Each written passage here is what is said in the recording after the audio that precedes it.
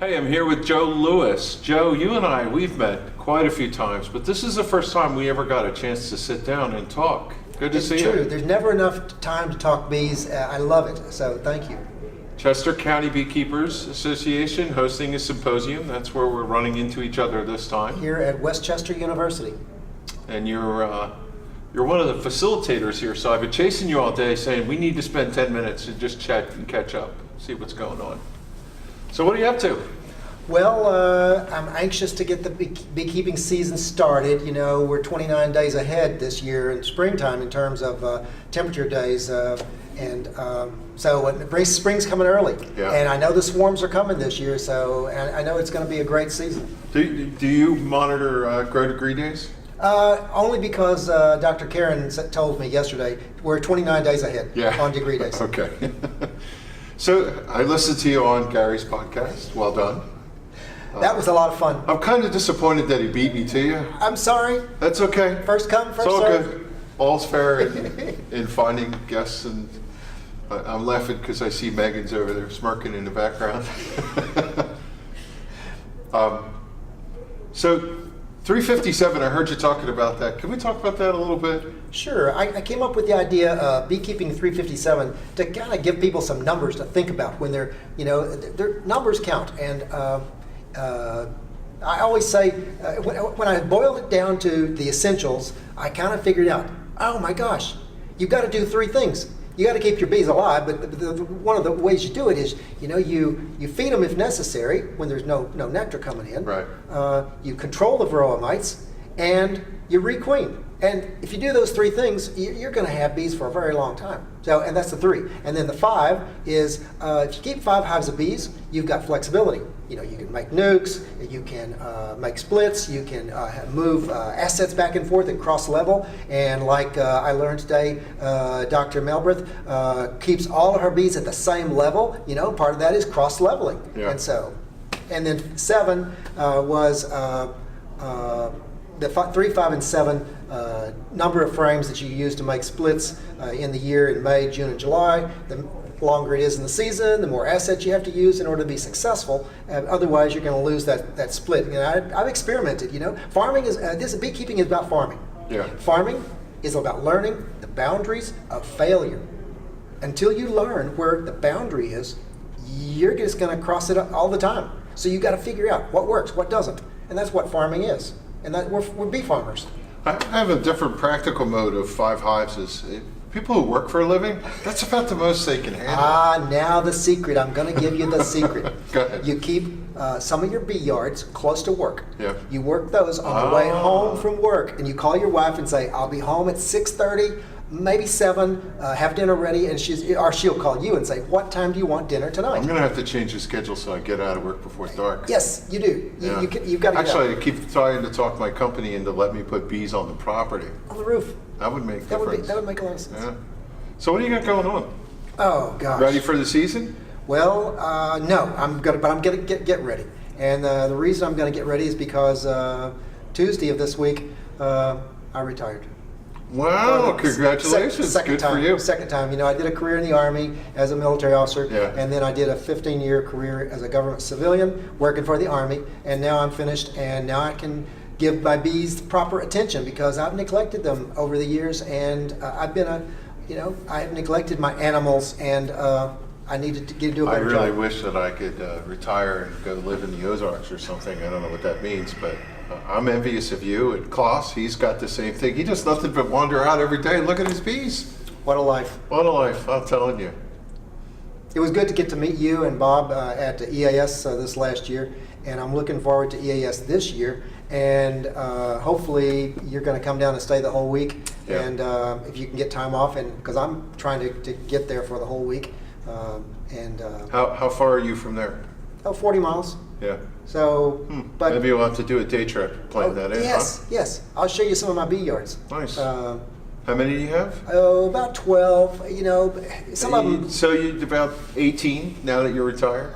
By the time I get to you. No, I think I've got a hold with what I got. I need to pare down a little bit actually. Yeah.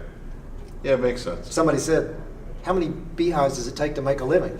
And I said, "Well, some people say, you can make a living on 25." but I don't know. It kind of depends on how you do it. Depends on what you do and how much you want to charge for it. Yeah, and if you're just fooling around, you're never going to make any money.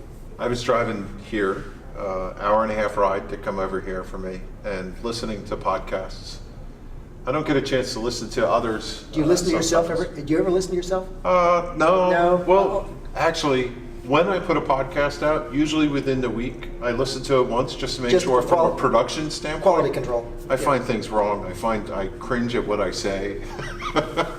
I love the Huey Lewis intro. Yeah. I slow it down so I can listen to it at normal speed because your Huey Lewis intro is wonderful. Huey's a man. And then I speed it up and listen to you at 1.5 speed so that I can get a 60-minute podcast compressed into 40 minutes. I've been trying to be very consistent from now on in an hour and 15 minutes. You're doing great. I'm finding a hard time doing that, but I've been... So much material to cover. I know. I'm telling you, I got stacks of stuff to go through. Yeah. So, last EAS, the day before the conference started, Huey Lewis played in Atlantic City. Oh my gosh. I couldn't find anybody that wanted to go with me. And I ended up working late and I didn't get down there on time, but I was going to go by myself. Yeah. Yeah. I know, it's a little too much Huey Lewis. So, plans for 2017? Bees? Do you sell honey? I do, but... What's the name of your honey label? Hartford Honey. Yeah. And I only sell in 2 or 3 stores.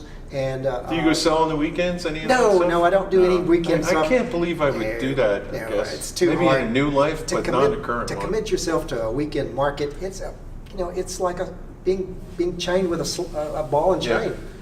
So you have an arrangement for a couple of places you sell bees? I do sell bees, and I love to sell bees. I love to share my bees, and I'm very strict with the people who buy bees. I tell them, you have to study this business. You have to learn how to take care of these bees because I'm not giving you these bees because you're giving me money. Yeah. I'm giving you these bees because you're going to love them and care for them and propagate them. And I have some. I love that idea. I tell my workers at work all the time. I'm like, look, we don't do this because we're getting paid. We do this because we love this. That's right. We're like this. You need love. Great. Absolutely. So. That's a little corny. Don't think that you're getting my bees because you give me money. Yeah. No. The thing is like what I do has a lot of design in it. You're constantly looking at the things you build, and you get to see what you look at it. And you want to like it, and in your case, you're going to interface a lot with people who buy bees from you. They're going to come back and talk. And you want to know that they're going to do well and support them. Year in and year out, they come back, and of course they're buying. Then they call me and say, "I need a queen," or and of course my wife gives me a hard time and says, "Every time you sell a queen, it costs you an hour, instructing and explaining because I have to ask them, do you know how to install this queen? Why are you buying a queen? I have to interrogate them first before I'm going to release that queen to them. It's like, you're not going to kill her, are you? Do you know how to use a JZBZ cage?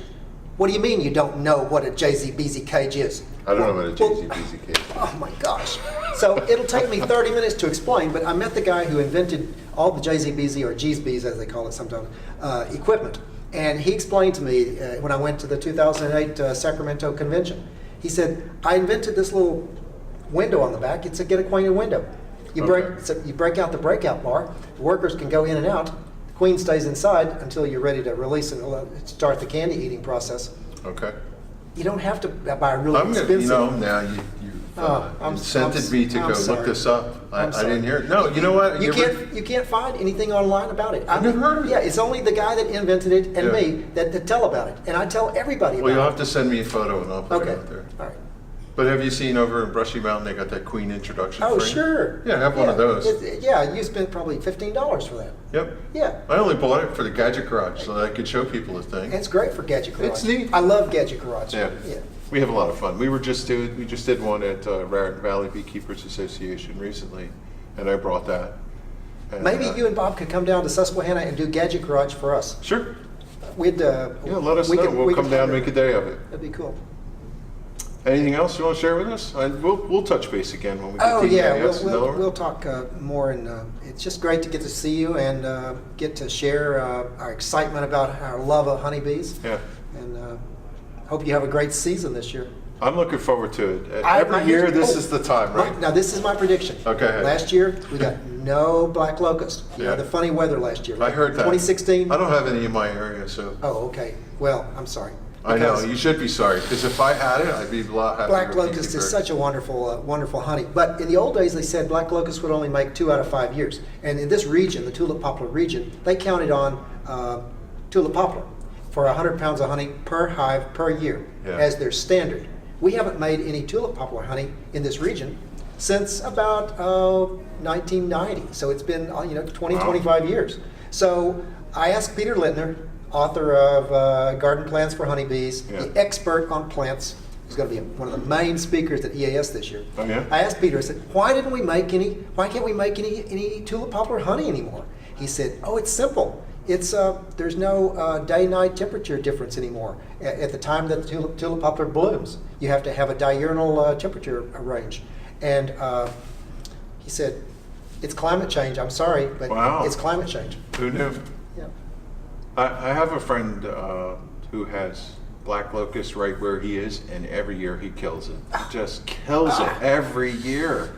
And I'm so envious. I wish that, my world is about, I was talking with my wife on a walk, and said, boy, I wish I could find a good yard somewhere. The magic yard.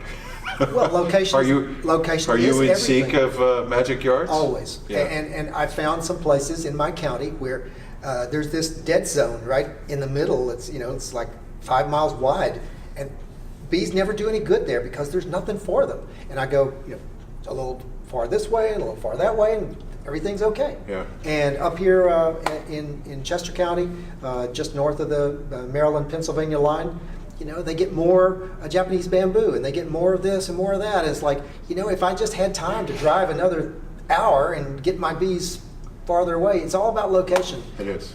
It really is. Yeah, but who wants to drive forever no, to your... You can't. You can't. Well, look, I wanted to say one other thing is thanks. You send a lot of stuff in.